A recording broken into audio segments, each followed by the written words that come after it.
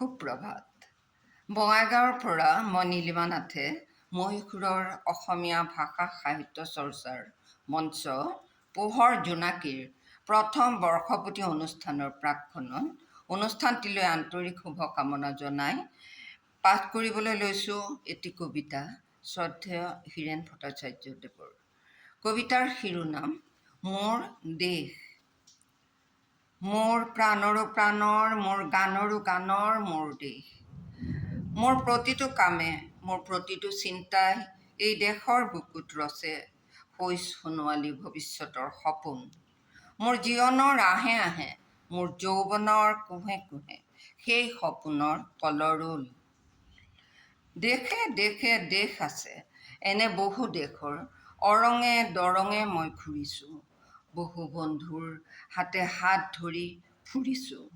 কেতিয়াবা সাগৰ পাৰত, কেতিয়াবা খেজুৰ তলত, নতুবা পাহাৰ তলিত খন্তেক জিৰাইছোঁ। বন্ধুৰ সতে প্ৰাণ খুলি প্ৰাণৰ কথা পাতিছোঁ। তাৰ পিছত আকৌ আৰম্ভ কৰিছোঁ নতুন যাত্ৰা। এনে বহু যাত্ৰাৰ শেষ মোৰ দেশ। মোৰ বুকু ৰুমে, যাৰ বুকু ৰুমে মোক দিছে ভাল পোৱাৰ আনন্দ, যৌৱনৰ প্ৰাচুৰ্য, জীৱনৰ নতুন অৰ্থ। এই দেশৰ প্ৰতিটো পুৱাই মোলৈ লুকাই আনে ঐশ্বৰ্যৰ বিপুল সম্ভাৰ। প্ৰতি সন্ধিয়াই বৈ আনে স্নিগ্ধ ফুলৰ সুবাস। প্ৰতিটো ঋতুৱে মোক দি যায় জীৱনৰ আশীৰ্বাদ।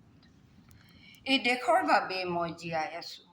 এই দেশৰ বাবে মই জীয়াই থাকিবলৈ মৰণ পণ কৰিছোঁ।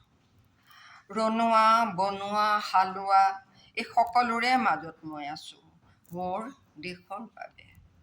অনৈক্যৰ মাজত ঐক্য হৈ, বিৰোধৰ মাজত সংহতিৰ সম্ভাৱনা হৈ মই আছোঁ।